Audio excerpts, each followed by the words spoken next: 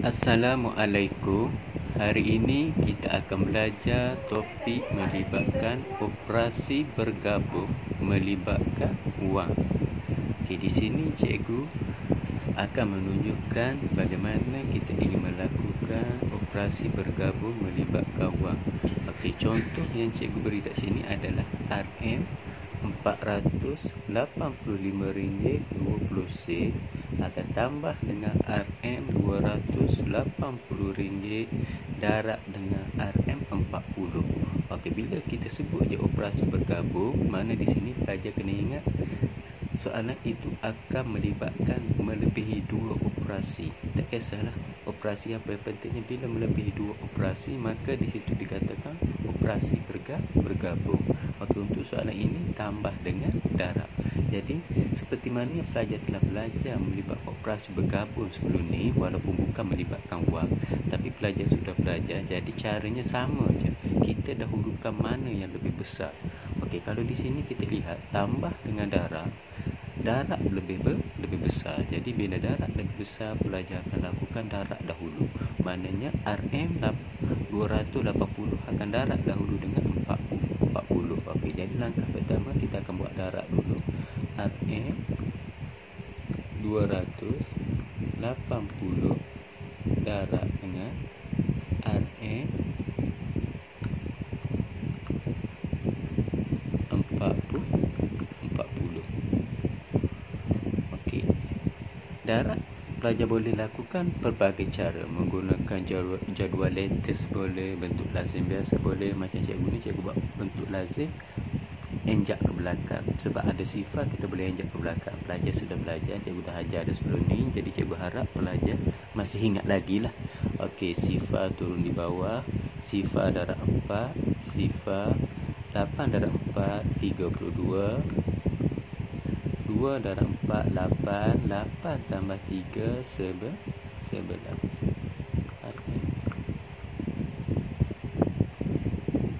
Okey, jadi jawapan pelajar akan dapat RM11,200, iaitu bila kita lakukan operasi darab.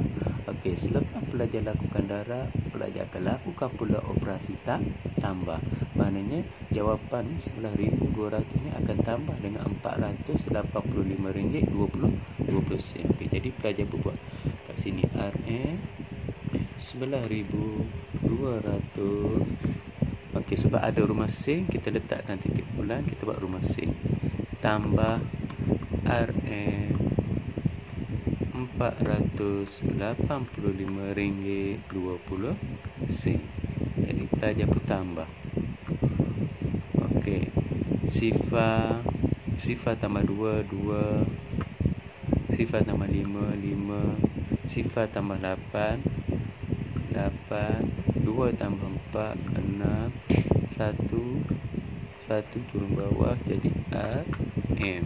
Jadi jawapan dia RM11,685.20. Okey, ini adalah jawapan yang terakhir.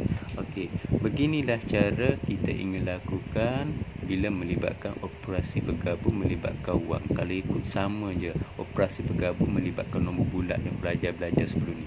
Cumanya bezanya wang dengan nombor bulat tak ada RM, wang ada RM dekat depan. Tapi dari segi jalan kerja tak sama. Kita dahulukan mana operasi yang lebih besar, kita buat dahulu. Operasi yang dianggap kecil, kita buat kemudian. Okey, ini contoh yang pertama. Okey, contoh yang kedua cikgu akan tunjuk. Contoh yang kedua. Okey, katalah contoh yang kedua pelajar dapat RM RM37,550 tolak RM680.90 tambah RM 12,000 RM50.80. Okey. Kata soalan macam ni pelajar dapat. Okey, jadi bila kita lihat kat sini ada operasi tolak dengan operasi tambah. Jadi bila melibatkan operasi tolak dengan tambah, pelajar tengok yang mana. Okey, bila tolak dengan tambah, dua-dua sama besar kuasa lah, kalau kita kata sama besar. Jadi bila sama besar, kita tengok siapa yang duduk depan dahulu. Okey, jadi yang kat sini kita tengok tolak duduk depan dulu. Okey, jadi kita lakukan tolak. RM RM37,500 50 sen. Kita tolak dahulu dengan RM680.90. Okey, kita tolak dulu. Okey, tolak sini sifar, pinjam sini, pinjam sini 4, sini 9, sini 10. Pinjam sini 9, sini jadi 15. Okey, 15 tolak 9 4. 9 tolak 8 1. 4 tolak 6 tak boleh, pinjam sini 6, sini 14 tolak 6 8, sini 6, sini 3. Jadi RM RM36,819.40. Ini hasil tolak. Okey, bila pelajar dah dapat tolak, pelajar akan lakukan tambah dengan RM12,050.80. Jadi RM RM36,819.40.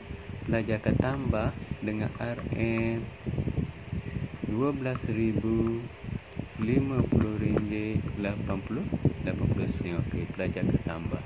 Jadi sifar tambah sifar 4 tambah 8 12, 9 tambah 1 10, 5 tambah 1 tambah 1 7, 8 tambah sifar 8, 6 tambah 2 8, 3 tambah 1 4. Jadi jawapan dia RM44,870.20. Jadi ini adalah jawapan yang terakhir.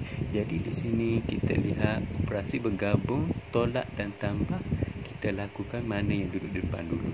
Okey, jadi pelajar kena ingatlah, bila melibatkan operasi bergabung, kita dahulukan mana yang lebih besar. Kalau operasi tu ada operasi kecil dengan operasi besar lah. Dan pelajar kena ingat juga, soalan yang kita, bila ada je kolom ataupun ada je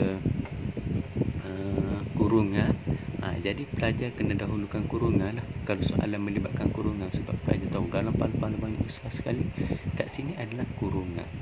Yang kedua darab bahagi, yang ketiga baru tambah tolak. Jadi pelajar dahulukan mana yang lebih besar operasinya. Okey, jadi cikgu rasa setakat itu je dulu penerangan cikgu pada hari ini. Jika pelajar masih lagi tidak faham, bolehlah tanya cikgu melalui WhatsApp ke apa.